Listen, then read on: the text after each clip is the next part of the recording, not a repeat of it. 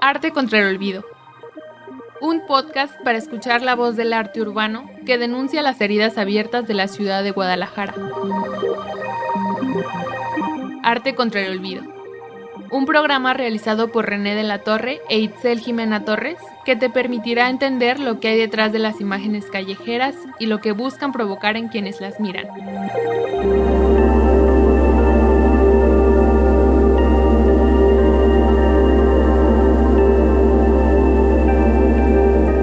La ciudad es una maquinaria de olvido.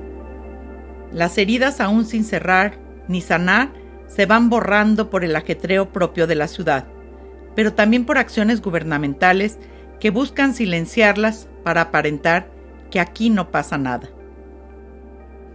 A contracorriente, emergen pequeñas y múltiples iniciativas ciudadanas que actúan para hacer visibles las marcas de la inseguridad, la violencia y la muerte en los espacios públicos urbanos.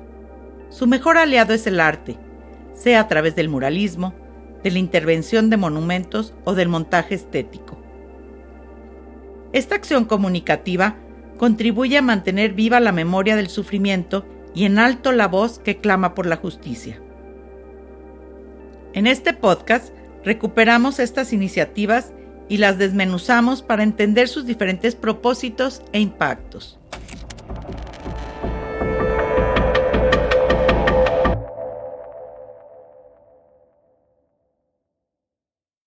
Algo que siempre deseamos saber es que no hay que olvidar. Si olvidamos lo que pasa en la ciudad, nunca lo vamos a resolver. Si lo invisibilizamos, nunca lo vamos a resolver.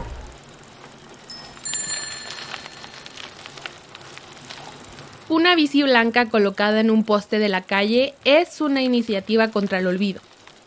Acabamos de escuchar a Yeriel Salcedo, uno de los fundadores del colectivo Bicicleta Blanca, que desde 2009 ha intervenido en los lugares donde fue atropellado un ciclista para visibilizar de esa forma la vulnerabilidad cotidiana de quienes se mueven pedaleando. El colectivo Pasos Blancos retomó la iniciativa de las bicis blancas para denunciar y hacer conscientes a los automovilistas de lo riesgoso que es circular a pie. Adonais Lee y Jorge Barba, activistas de este colectivo, acentúan en sus testimonios la importancia que tiene realizar estos montajes para visibilizar algunas de las tragedias que parecen no dejar huella.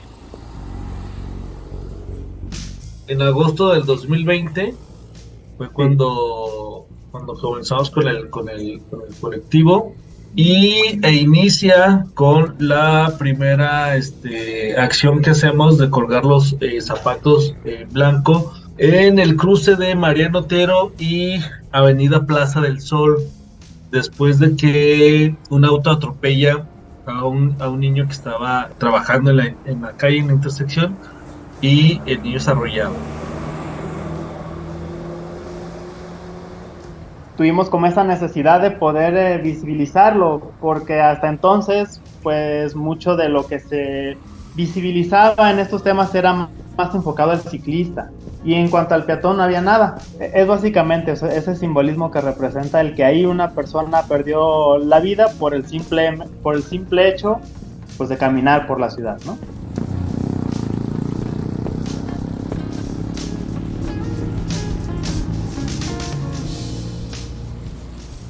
Las calles son espacios multipracticados. No solo son vías para transitar, sino que son cada vez más acudidas por personas que se ganan la vida en la calle. La amenaza de la máquina y la velocidad es exponencial frente a la naturaleza humana.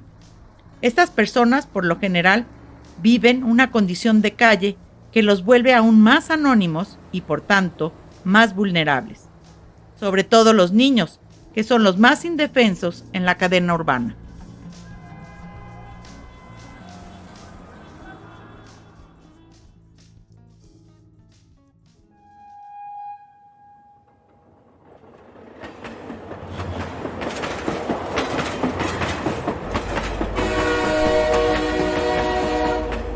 Por ejemplo, en tema de los migrantes de tránsito y los migrantes de refugiados, los conceptos que fueron sacados de las entrevistas. El primer concepto fue el ayudarse. Después el otro era el tema del sufrimiento. Y la tercera era la resiliencia. Acabamos de escuchar a Júpiter Fab, artista plástico que recurre al nuevo muralismo urbano para plasmar a los migrantes en tránsito. Él es el autor de la serie de murales ubicados en el Templo de San Luis Gonzaga, en la colonia moderna de la ciudad. Las personas migrantes en tránsito no pueden ser cuantificables debido a su condición clandestina. Los vemos en las vías del tren, pero también pidiendo ayuda en las calles y esquinas más transitadas de la ciudad. No solo son nuevos actores del paisaje urbano, son una presencia que habita de forma transitoria en nuestras calles, a pesar de que sigue siendo un problema poco asumido por las autoridades. Como te digo, el arte tiene que dar a empujar, o sea, tiene una vista que a veces la gente no llega a ver todavía, pero sí tiene que tener una conexión, ¿no? Tiene que tener como esta idea de enviar un mensaje, crear reflexión. En efecto, el arte monumental urbano exige mirar lo que es incómodo o aquello que no se quiere ver. Ale Poiré es una de las mujeres pioneras en el muralismo urbano feminista, que ella denomina como arte público. Bueno, para mí ha sido como muy obvio ir encontrando que hay cosas que decir o utilizar esos espacios para posicionarte de cierta forma, o muchos, no todos, pero sí hay muchos que sí uso de protesta. Con nosotras veo un enfoque más de contenido, pues lo que nos atraviesa, ¿no? O sea, que son cosas muy duras, o sea, mucha violencia, desaparecidos, no sé, feminicidios.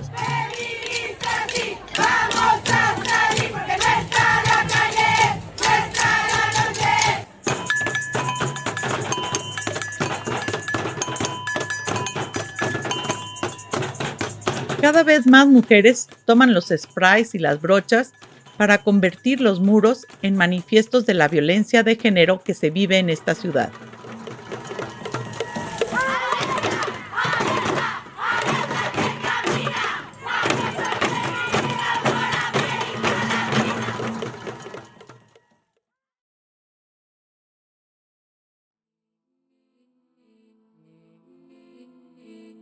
De enero a septiembre de 2023, en Jalisco se abrieron 26 averiguaciones por feminicidio de acuerdo con el monitoreo de indicadores del desarrollo de Jalisco del gobierno del estado. En todo 2022 se registraron 38 víctimas de feminicidio y en 2021, el peor año, 73 investigaciones.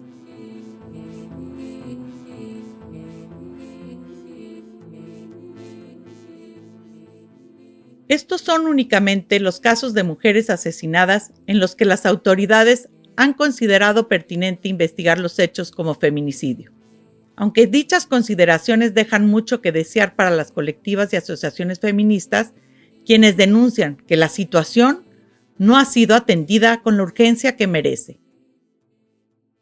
Uno de los hechos más dolorosos e inédito fue el de Luz Raquel Padilla, quien tras denunciar las amenazas de un vecino que se incomodaba al escuchar las crisis de su hijo, que sufría de ataques de epilepsia y autismo, fue quemada viva en un parque público, sin que las autoridades hicieran nada para protegerla.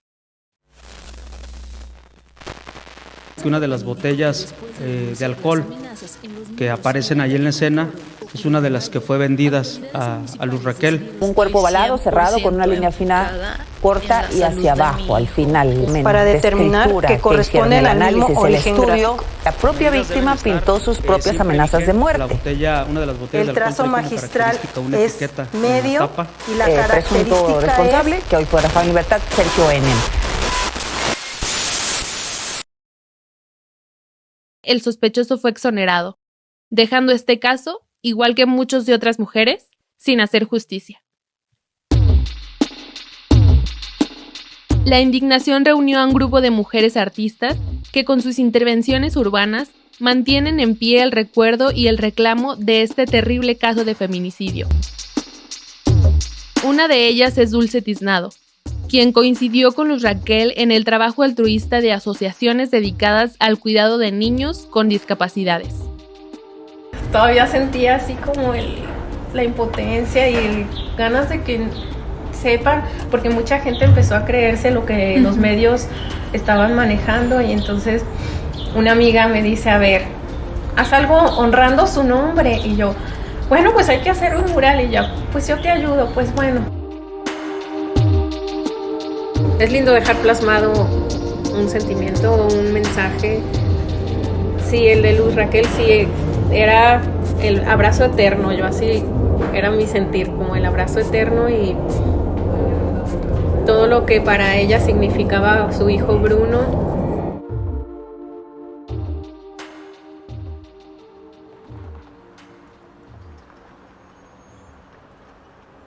En el presente, el arte es un aliado contra el olvido. En los muros de la ciudad no solo hay graffiti, sino un muralismo barrial emergente que se encarga de honrar la memoria de los compañeros de la calle. En una esquina, en el barrio de Mezquitán Country, se ve una barda con 2 jovencitos encachuchados. Se trata de Iván y Rommel. Ambos murieron en 2020. En el muro se anuncia, In Our Memory. Nos dimos a la tarea de encontrar y entrevistar a Panther, su autor, quien nos explicó. Yo tengo 3 compañeros de ahí de mi salón que ya fallecieron y que fallecieron por causas, ¿cómo podría decir? Con todo el respeto de ellos, pues obviamente los tengo en memoria muy presentes, pero eso fueron porque fueron pandilleros y se metieron a las cuestiones de las drogas y a la venta y a la mafia y a todo eso, ¿no? Pero al fin de cuentas, pues yo trato de mejor de dibujarla de otra manera, pues, que ver la parte más noble, pues, la parte más bonita, pues, a lo mejor la que no se le conocía quizás, no sé.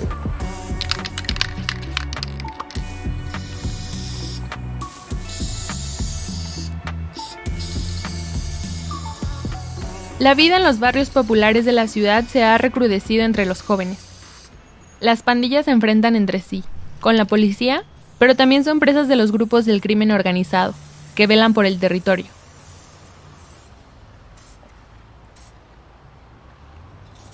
Panther es consciente de que pudo compartir el mismo fin que sus amigos de esquina, pero prefirió colocar el lado luminoso de los recuerdos en el muralismo.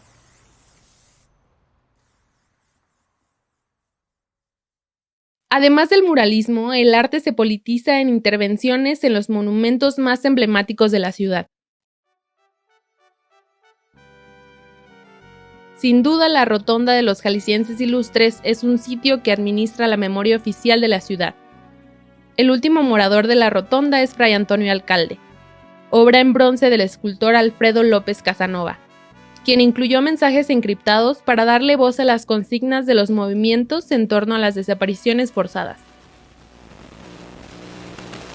Jalisco, 6.503 desaparecidos. No son 3, somos todes. Memoria, verdad y justicia. Vivos se los llevaron, vivos los queremos. ¿Y por qué los buscamos? ¿Por qué los buscamos? ¿Por qué los buscamos? Yo me doy el derecho, como autor de la obra, de hacer lo que yo quiera, ¿no? En la medida de que yo cumplo con el requisito de que se pareciera, y todo lo que hago es ocupar los espacios lisos, vacíos de la escultura. En mi carta lo que yo planteo es que si Fray Antonio Alcalde viviera, hubiera sido muy normal que estuviera acompañando a las familias, porque lo que hizo en su contexto y en su época respondió a lo que había de necesidades, ¿no? Podríamos pensar que los desaparecidos imponen el vacío, la soledad y el silencio, porque siembran el miedo y la incertidumbre. La ausencia es la única evidencia del que ya no está. Aunque no hay una contabilidad exacta, el Registro Nacional de Personas Desaparecidas y No Localizadas coloca al estado de Jalisco como líder en personas reportadas por desaparecidas. Lo que se traduce en que no sabemos dónde están casi 15,000 personas. El hecho de pensar en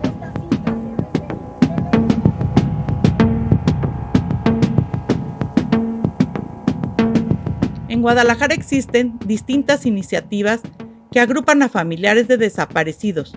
No solo se reúnen para vivir juntos su desgracia, sino para emprender búsquedas, para exigir sus cuerpos y para visibilizar esta tragedia humana. Con lo primero que empezamos el colectivo fue con la iniciativa de las pizzas. Para mí sí es muy importante el tema de la difusión, el visibilizar a las personas desaparecidas, es uno de sus principales derechos. ¿Que cada fin de semana siguen saliendo a pegar? Sí, esta vez nos toca el sábado en el Parque Rojo. El hecho de que lo hacemos ahí en el centro de Guadalajara, en el centro de Zapopan, en el centro de Tlaquepaque, es por el flujo de personas.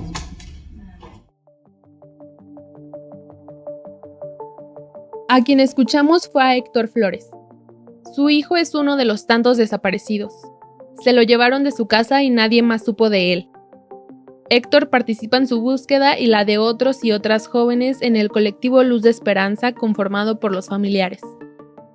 Ellos colocan las fichas que vemos en postes, volardos y en el mayor antimonumento del país, la Glorieta de los Desaparecidos. Buscando ser vistos y escuchados, han tomado por asalto las marcas de la ciudad que presumen que Guadalajara es la capital mundial del libro para presentar su otra cara. Guadalajara, capital mundial de los desaparecidos.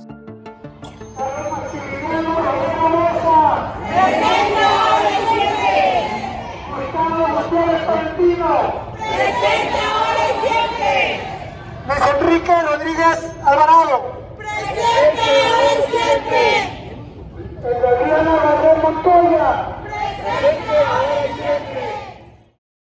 La verdad es que vivimos en un contexto muy violento y entonces esa necesidad de agruparnos, de hacernos fuertes juntos, ¿no? Juntas, de hacer algo que sea para todos, no una obra individual para expresarte individualmente, sino expresar también una necesidad y un grito colectivo, ¿no? Cuando las cifras de desaparecidos ya fueron tomando dimensiones de locura, como pues ya pasaron de los 100.000, decíamos pues 100.000 desaparecidos, 100.000 metros de tejido, ¿no?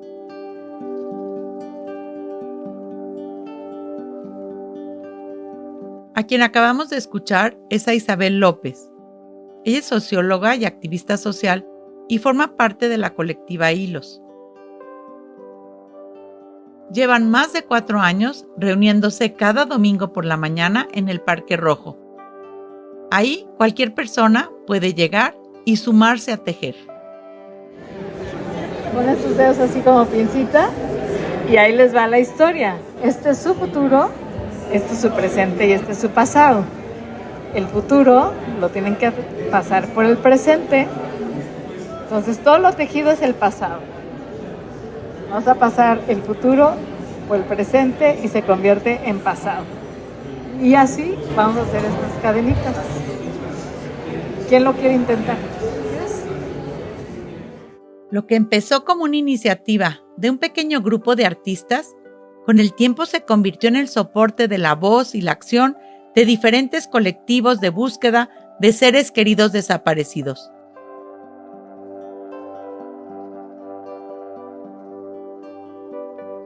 En el acto de tejer, aprendieron a relacionarse de una manera solidaria. Es así que el tejido ofrece tanto un proceso de vinculación horizontal y colectivo, como un producto que se convierte en un acto estético de la sangre derramada y del dolor que envuelve los espacios.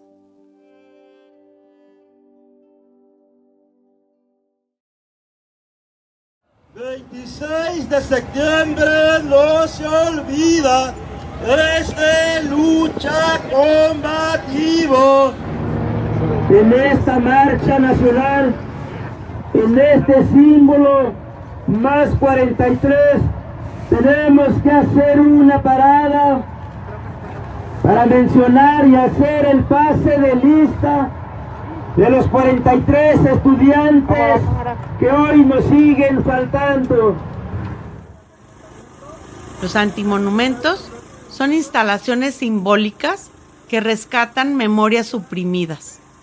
A diferencia de los monumentos, no son los gobernantes quienes glorifican la historia de bronce, sino que son los ciudadanos organizados en tupidas redes quienes colocan en las calles símbolos que manifiestan las agendas públicas que están pendientes para ser atendidas con verdad y justicia. Entre 2015 y 2018, todos los antimonumentos instalados se concentraban en la Ciudad de México, pero la efervescencia del movimiento feminista dio paso a su descentralización y transformó estas esculturas en antimonumentas.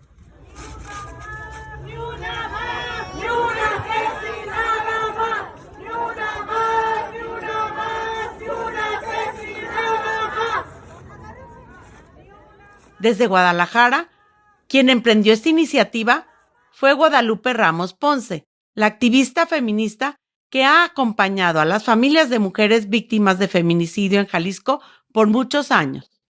Para nosotros un antimonumento es exactamente lo contrario. Se crean no para exaltar lo que alguien hizo súper bien y todo, sino justo para resaltar lo que han dejado de hacer.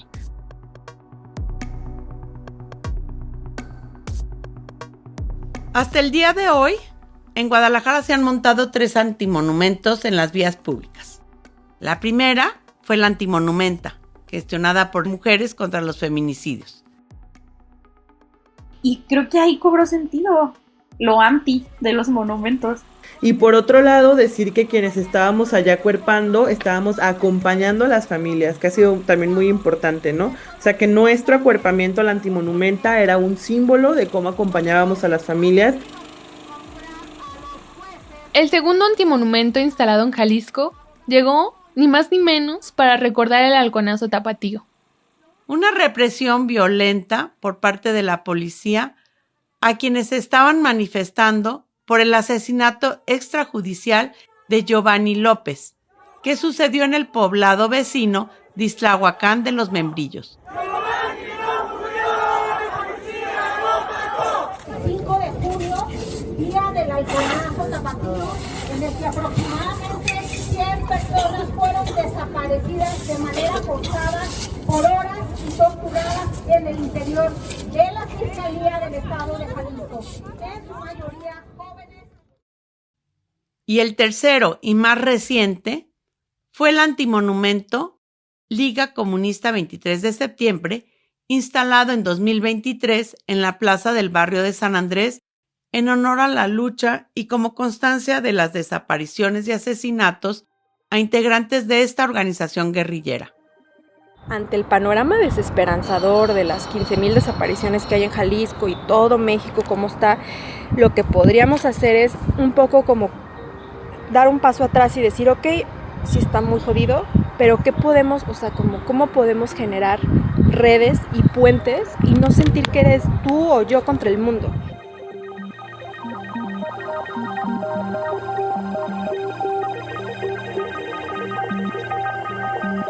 Bicis, zapatos, murales, esculturas, monumentos, antimonumentos, fichas, volardos, muros, bardas, postes y tótems de marcas son los testigos que mediante el arte dan voz a realidades silenciadas.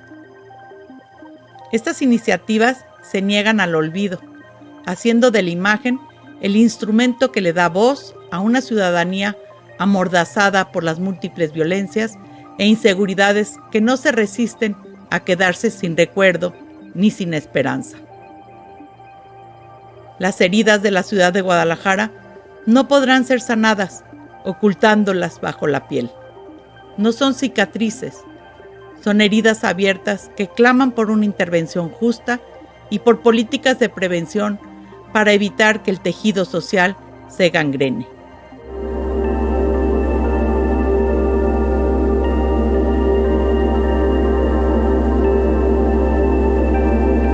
Arte contra el Olvido es una producción independiente de René de la Torre e Itzel Jimena Torres. Es un podcast hecho con los resultados de investigación antropológica que trata sobre el arte y las violencias en la ciudad de Guadalajara. Te invitamos a escuchar otros episodios más de nuestra misma serie.